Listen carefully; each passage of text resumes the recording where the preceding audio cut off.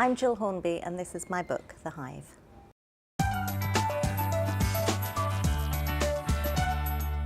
Gill, thank you very much indeed for joining me. What's the book about?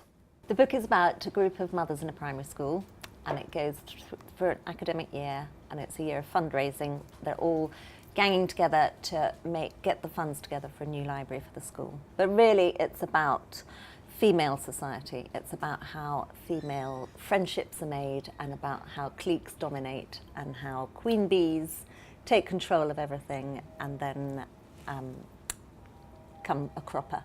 So during the course of the book, it traces the transfer of power from one queen bee to another queen bee.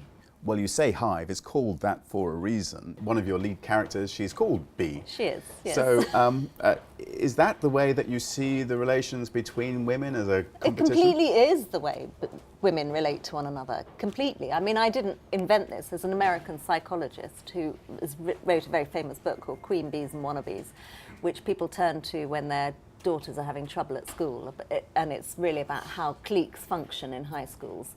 But nothing changes. It's exactly the same as how women function in adult society as well. And when I then went to and spent a merry day with the Newbury Beekeepers Association and looked in their hives, I couldn't believe the similarities, actually. You can physically see the similarities between how bees function and how women function.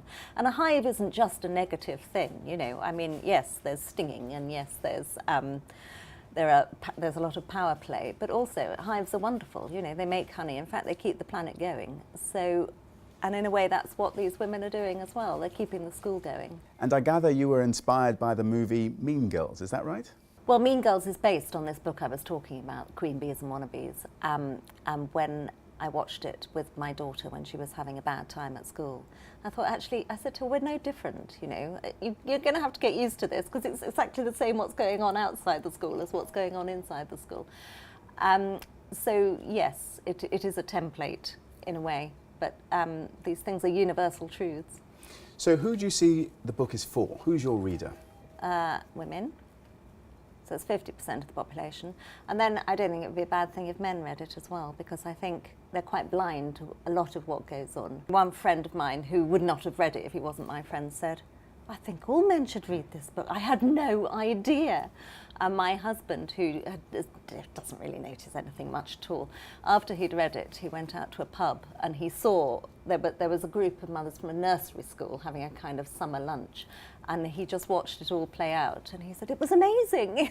There was a queen bee and she sat at a different table and they kept going and paying homage to her. So it's not a bad thing to know about. And this is your debut novel. You have, of course, written all of your life. How difficult was it writing your first book? I just wrote it during the school day, actually. I dropped my little one off in the morning and I'd pick him up in the afternoon, and I just wrote it in 4 terms. So it did go quite easily, and in a way I think I was very lucky it hadn't been commissioned. The world did not care whether I wrote this book or not, and so there was simply no pressure other than from myself. I really was determined to do it.